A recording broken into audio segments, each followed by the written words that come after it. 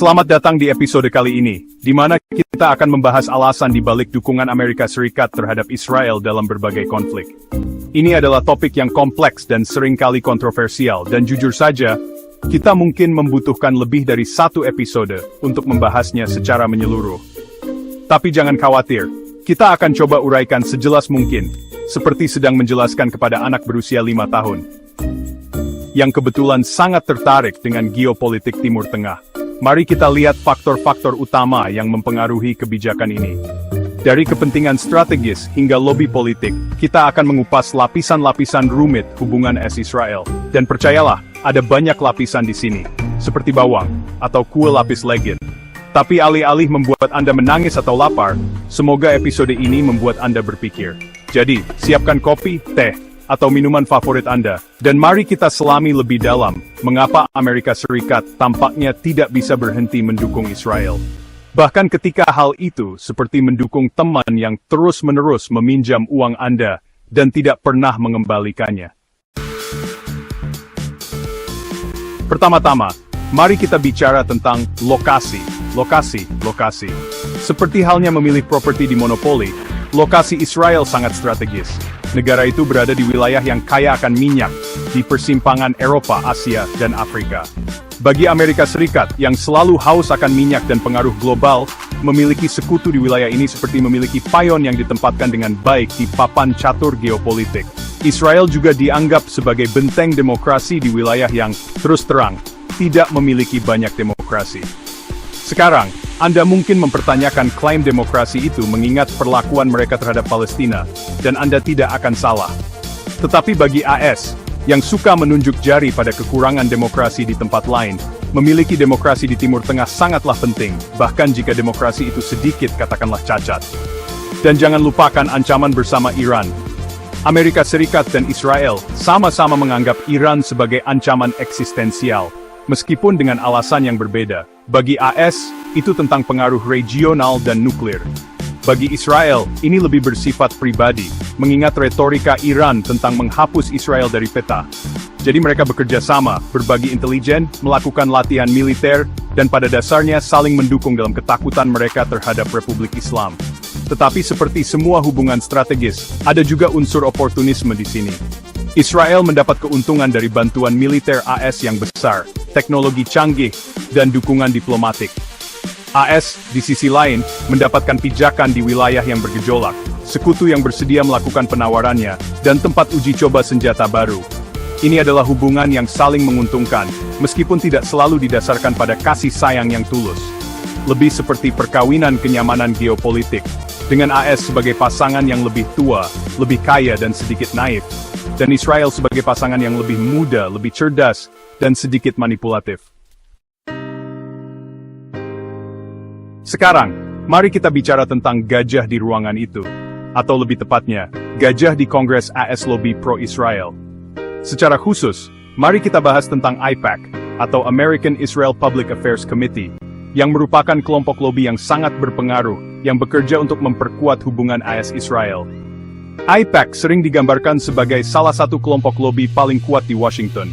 Dan untuk alasan yang bagus, mereka sangat terorganisir, didanai dengan baik, dan memiliki jangkauan yang luas di Capitol Hill. Tujuan mereka sederhana, memastikan bahwa pemerintah AS terus mendukung Israel, baik secara finansial maupun politik. Dan mereka melakukannya dengan sangat efektif. AIPAC tidak secara langsung menyumbang kepada kandidat politik, tetapi mereka memobilisasi anggotanya untuk menyumbang kepada kandidat yang mendukung Israel dan menentang mereka yang tidak. Mereka juga menyelenggarakan konferensi besar, perjalanan yang didanai ke Israel untuk anggota Kongres, dan kampanye akar rumput yang dirancang untuk mempengaruhi opini publik. Sekarang, tidak ada yang salah dengan melobi untuk tujuan yang Anda yakini. Itu adalah bagian dari proses politik di banyak negara demokrasi. Tetapi masalahnya adalah bahwa pengaruh AIPAC telah menciptakan lingkungan di mana politisi AS takut untuk mengkritik kebijakan Israel, bahkan ketika mereka percaya bahwa kritik itu dibenarkan. Mereka takut dituduh antisemit, takut kehilangan dukungan finansial, dan takut dikucilkan oleh rekan-rekan mereka. Jadi mereka tetap diam, bahkan ketika mereka melihat ketidakadilan terjadi. Dan itu teman-teman adalah masalah besar bagi demokrasi. mari kita bicara tentang uang. Sayang. Lebih khusus lagi, miliaran dolar bantuan militer yang diberikan AS ke Israel setiap tahun. Ini adalah jumlah yang sangat besar, terutama mengingat AS sendiri memiliki banyak masalah domestik yang perlu didanai. Jadi, mengapa AS terus membuka dompetnya untuk Israel? Nah, ada beberapa alasan. Pertama, ada hubungan industri militer yang erat antara kedua negara. Israel adalah salah satu penerima bantuan militer AS terbesar, dan sebagian besar uang itu digunakan untuk membeli senjata, peralatan dan teknologi dari perusahaan-perusahaan AS. Jadi, pada dasarnya, ini seperti skema Amida yang sangat mahal, di mana pembayar pajak AS mendanai pembelian senjata, yang kemudian digunakan Israel, yang kemudian meminta lebih banyak bantuan untuk membeli lebih banyak senjata, dan seterusnya. Dan tentu saja, perusahaan senjata Amerika tertawa sepanjang jalan ke bank. Kedua, Israel berfungsi sebagai semacam laboratorium uji coba untuk teknologi militer AS. Israel memiliki sejarah panjang konflik dengan tetangganya, dan mereka tidak malu menggunakan senjata baru dan taktik baru dalam pertempuran. Ini memberi AS kesempatan untuk melihat bagaimana kinerja senjata mereka dalam kondisi dunia nyata, tanpa harus mempertaruhkan nyawa pasukan mereka sendiri. Pada dasarnya, AS memperlakukan Israel seperti anak yang lebih muda yang mereka beri petasan, dan kemudian mengamati dari kejauhan, membuat catatan tentang ledakan mana yang paling besar, dan mana yang membutuhkan lebih banyak bubuk mesiu. Kecuali dalam kasus ini, petasannya adalah bom sungguhan, dan ledakannya memiliki konsekuensi yang sangat nyata. Sekarang, mari kita bicara tentang kekuatan narasi. Sejak Holocaust, ada simpati dan dukungan yang dapat dimengerti untuk Israel di seluruh dunia. Gambar-gambar mengerikan dari kekejaman Nazi terukir dalam kesadaran kolektif kita, dan mereka berfungsi sebagai pengingat yang mengerikan tentang bahaya antisemitisme. Dan narasi ini, narasi tentang orang-orang Yahudi yang dianiaya yang mencari perlindungan di tanah air mereka, telah digunakan dengan sangat efektif untuk mendapatkan dukungan bagi Israel, terutama di Amerika Serikat.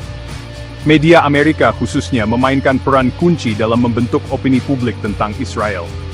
Hollywood, dengan pasukan bintang film dan sutradara yang berpengaruh, telah lama menggambarkan Israel dalam cahaya yang positif, sementara seringkali menggambarkan Palestina dan Arab pada umumnya sebagai agresor yang tidak berwajah.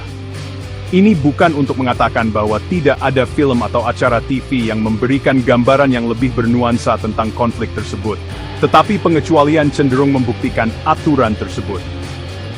Hasilnya adalah pandangan yang sangat bias terhadap konflik, di mana Israel dilihat sebagai korban abadi, berjuang untuk bertahan hidup melawan musuh-musuh yang kejam dan tidak masuk akal. Dan ketika Anda telah diberi makan narasi ini selama bertahun-tahun, sulit untuk melihat situasi di lapangan dengan jelas. Terakhir, mari kita bicara tentang peran agama, khususnya pengaruh evangelis Kristen di Amerika Serikat. Ini mungkin tampak aneh, mengingat bahwa kita sedang berbicara tentang hubungan antara negara mayoritas Yahudi dan kelompok Kristen. Tetapi percayalah, ini adalah faktor penting untuk dipahami. Bagi banyak evangelis, dukungan untuk Israel tidak hanya didasarkan pada politik atau geopolitik, tetapi juga pada keyakinan agama yang mendalam. Mereka percaya bahwa penciptaan Israel adalah pemenuhan nubuat Alkitab, dan bahwa mendukung Israel adalah bagian dari rencana Tuhan. Dan karena evangelis adalah konstituensi yang besar dan berpengaruh dalam politik AS, terutama di Partai Republik, keyakinan mereka memiliki bobot yang signifikan. Mereka melobi politisi, memberikan suara pada isu-isu yang berkaitan dengan Israel, dan memberikan sumbangan besar untuk organisasi-organisasi pro-Israel. Sekarang, sekali lagi, tidak ada yang salah dengan mendukung suatu negara berdasarkan keyakinan agama Anda. Tetapi masalahnya adalah, ketika keyakinan agama ini digunakan untuk membenarkan kebijakan yang buta terhadap kenyataan di lapangan, dan mengabaikan penderitaan orang lain, dalam hal ini, orang Palestina. Ini menciptakan situasi di mana kritik terhadap kebijakan Israel, tidak peduli seberapa beralasannya, dapat dianggap sebagai serangan terhadap agama Kristen, yang membuatnya semakin sulit untuk melakukan percakapan yang bermakna tentang konflik tersebut. Itulah beberapa alasan utama di balik dukungan Amerika Serikat terhadap Israel. Seperti yang Anda lihat, ini adalah hubungan yang kompleks dengan akar yang dalam sejarah, politik, ekonomi, dan bahkan agama. Dan seperti hubungan yang kompleks, ini tidak selalu cantik atau mudah dipahami. Apakah menurut Anda ada peluang bagi AS untuk mengubah kebijakannya dan lebih berpihak pada keadilan? Beritahu kami di kolom komentar. Bisakah ia menyeimbangkan dukungannya untuk Israel dengan kebutuhan untuk menegakkan hak asasi manusia dan mempromosikan perdamaian yang adil dan langgeng? Atau apakah ia akan terus terperangkap dalam siklus kekerasan dan ketidakpercayaan ini? Terima kasih telah menonton, dan sampai jumpa di episode berikutnya.